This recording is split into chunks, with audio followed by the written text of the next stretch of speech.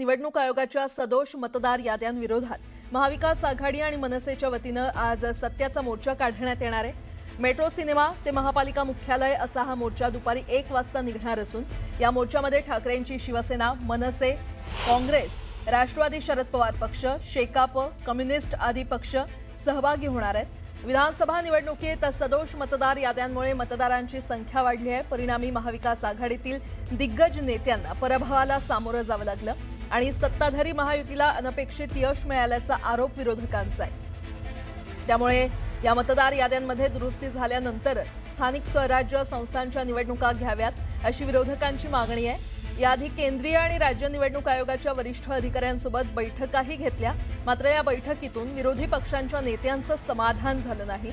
याचाच भाग म्हणून आज सत्याचा मोर्चा काढण्यात येणार आहे।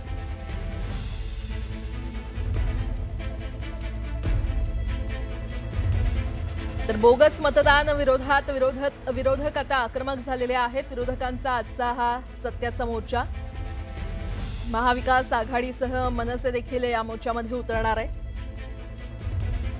आणि या संदर्भात अधिक माहिती देत आहेत आमच्या प्रतिनिधी सुस्मिता भदाणे आपल्यासोबत जोडल्या गेलेल्या आहेत। सुस्मिता, निवडणूक आयोगाच्या सदोष मतदार याद्यांविरोधात महाविकास आघाडी आणि मनसे म्हणजेच एकूणच विरोधकांकडून आजचा हा सत्याचा मोर्चा काढण्यात येणार आहे। कशा पद्धतीचं या मोर्चाचं स्वरूप असेल? खरं तर हा मोर्चा सत्याचा मोर्चा म्हणून विरोधकांनी लावून धरलेला आहे। दिल्लीतनं राहुल गांधी यांनी हा वोट चोरीचा मुद्दा प्रथम दर्शनी जनतेसमोर आणलेला होता, परंतु सगळ्यात महत्त्वाचं म्हणजे याच मोर्चासाठी ज्या संपूर्ण पद्धतीची तयारी करण्यात आलेली आहे, विशेष करून छत्रपती शिवाजी महाराज टर्मिनस मुंबई महानगरपालिका परिसराबाहेर आपण जर बघितलं तर काँग्रेसचे झेंडे आपल्याला पाहायला मिळत नाहीयेत। सगळीकडे आपल्याला राष्ट्रवादी काँग्रेस, मनसे आणि शिवसेनेचे झेंडे देखील पाहायला मिळतात, परंतु ज्या पद्धतीनं तयारी करण्यात आली, ज्या पद्धतीनं आतापर्यंतची काँग्रेसची भूमिका होती, यामध्ये काही मोजकेच नेते या मोर्चामध्ये सहभागी होतील असं सांगण्यात आलेलं होतं। संपूर्ण परिसरामध्ये आपण जर सध्या बघतोय शिवसेनेचे बॅनर हे आता तयार होताना पाहायला मिळतात।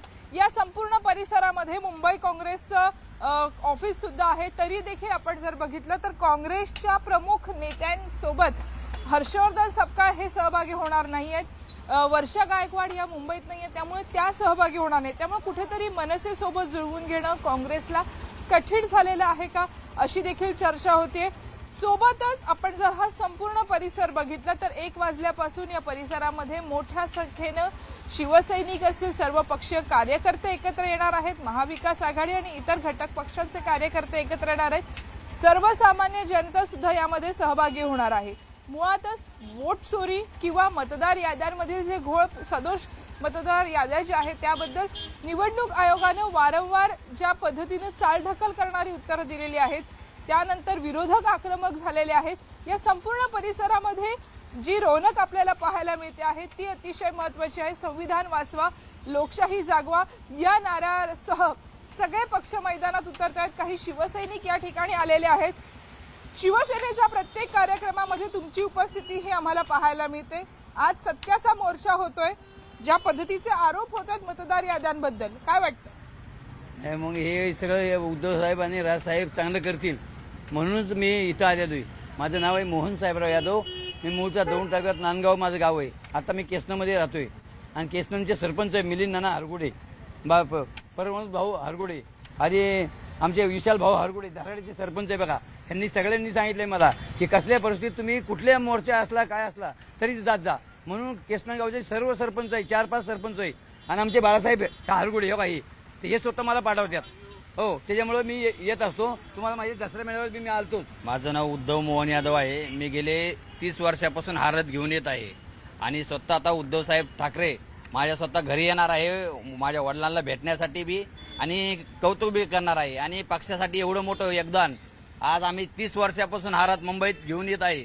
हे सोपं नाही, पावसात येतोय, पाऊस ऊन वारा आजपर्यंत पक्षासाठी काही पाहिलं नाही।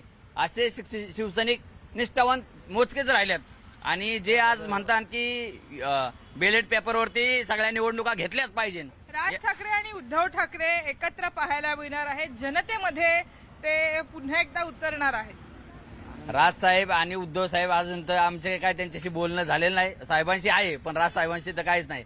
आज काय जर गाडी पाहिली साहेबांनी बाळासाहेबांच्या आशीर्वादाने तर 100% पाहत्यान आणि कौतुक करत्यान माझं की एवढं मोठं योगदान तुम्ही आज लावलंय.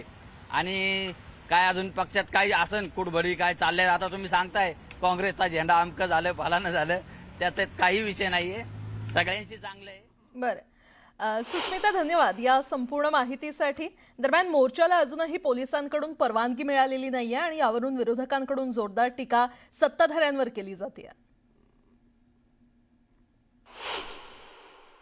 सरकार घाबरलेले आहे. उद्या महाविकास आघाडीचा मोर्चा होणार 100% होणार. त्याच्यामुळे पोलिसी दलाचा वापर करून कुठे कायद्याची अट करता येते का, कशा पद्धतीने मोर्चाला परवानगी देण्याच्या संदर्भात टाळाटाळ करता येते का, अशा प्रकारचा प्रयत्न सरकारच्या वतीने चालू आहे. परंतु सरकारने जरी परवानगी नाकारली तरी मोर्चा होणार. हा संविधानाच्या रक्षणासाठी आहे, हा नागरिकांच्या न्याय हक्कासाठी मोर्चा आहे. आणि सरकार आता वोट चोरीचा जो मुद्दा झालेला आहे त्याच्यातनं स्वतःचा पळ काढू शकत नाही. ते एक्सपोज झालेलं आहे. तुम्ही असत्य पसरवण्याचं काम करत आहात. तुम्हाला मोर्चा काढण्याच्या आधी आपल्या खासदारांचा राजीनामा घ्यावा आणि मग हा मोर्चा काढावा. त्यामुळं उद्याचा मोर्चा हा सत्याचा मोर्चा असूच शकत नाही, तर तो असत्याचा मोर्चा आहे. उभाटा गटाच्या वतीनं फॅशन स्ट्रीटवरून फॅशन शो काढण्याचा हा प्रयत्न आहे.